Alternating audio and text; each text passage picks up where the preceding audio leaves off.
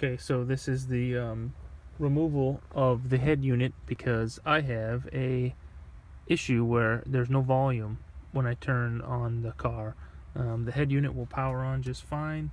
You can change from auxiliary to CD to radio, but yet no sound will come out of anything. So that determined that it was a speaker issue. There's no fuse that's blown.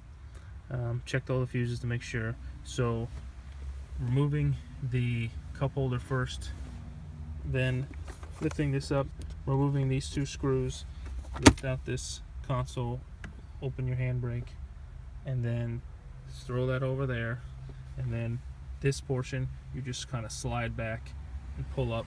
You have to put the car normally at least in my case I had to put it into, turn it on with the handbrake on, now put it down into 3 and drive or whatever, and then rotate the bezel and pull it off and put it over there.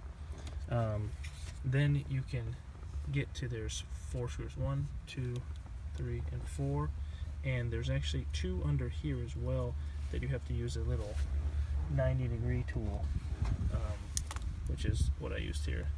So I just put this up underneath there and took off those 2 because those looks like it actually, they go through, but I wasn't entirely sure, but I did take them out. So if you can avoid it, try that. But definitely 4 screws, and you can see the mounting holes, 1, 2, and then 3 and 4 on the side. This little guy, he just pops out. He has no, the screws are from the cup holder that you already took out. So using the wiring diagram, you can just find your, this is a 99 Legacy, and I'm going wire by wire through the wiring harness. This is the factory side, and this is the aftermarket side. So I'm using the factory side over here, and you find the wire, in this case, right. So here's a little diagram. This is the front of the car. This is the left side, this is the right side. Front on this diagram is like how you would imagine when you're sitting in the car.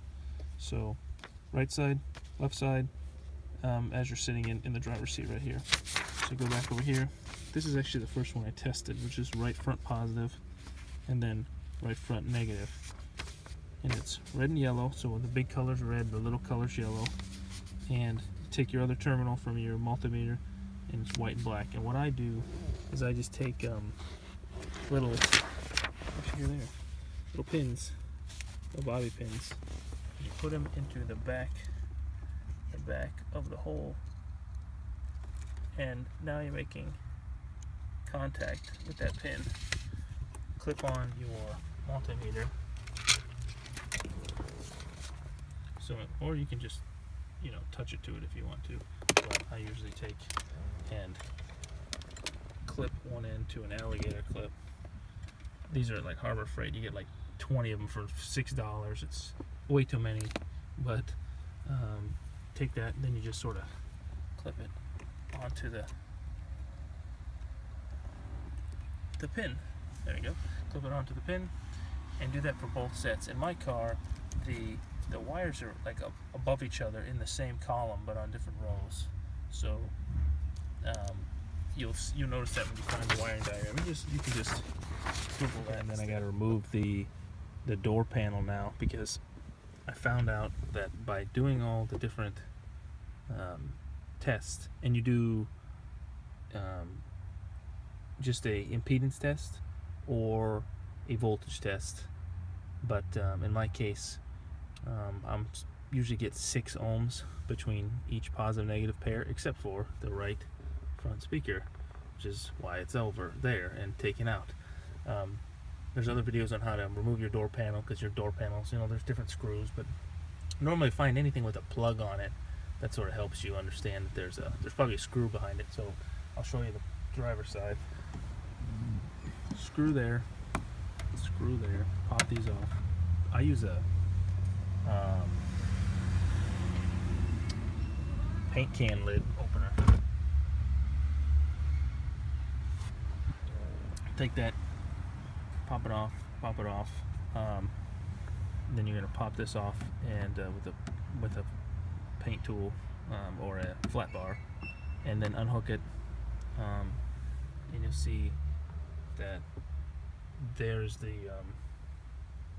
lock switch, there's the and then there's the speaker, and the handle actually stays on, and there's dots all the way around. See the white dots there? That one, you're supposed to have a white dot. It comes off with the panel. They're supposed to come off with the panel because those are the plugs, and they're all around. So you just work it all the way around until you get it off. 3 screws on the bottom, 1, 2, 3. Press in the pin to release the speaker, and then you can actually check the impedance at the speaker. And my resistance is infinite, so this speaker is right here. That goes over there. Is no good. I can't actually see any tearing or any, say, broken solder joints inside there. I mean, it looks on the surface at least fine, but I don't want to replace this. This car is 17, 18 years old now, and I don't care if I have a speaker there, so I'm just going to leave it off. You can replace yours. If you're upgrading, that's a different video, of course. There's 1,000 videos on upgrading your speakers, but there's no amp in this car. It's just a regular old 4-channel speaker system, no woofer. The head unit's probably 10 years old, at least. So I'm not doing anything with that. All I'll do is just take off your speaker, hook everything back up, and now you'll have sound again. And that's what happened with me. I'm just gonna keep that speaker out. You don't need to jumper it, you don't need to do anything, but just keep it from maybe keep that connector from rattling by taping it down.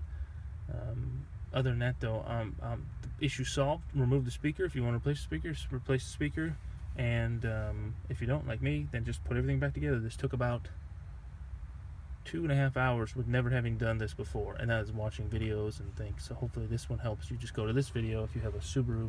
This is a Legacy. This is a 99, but most likely from 95 to 99 you have the same.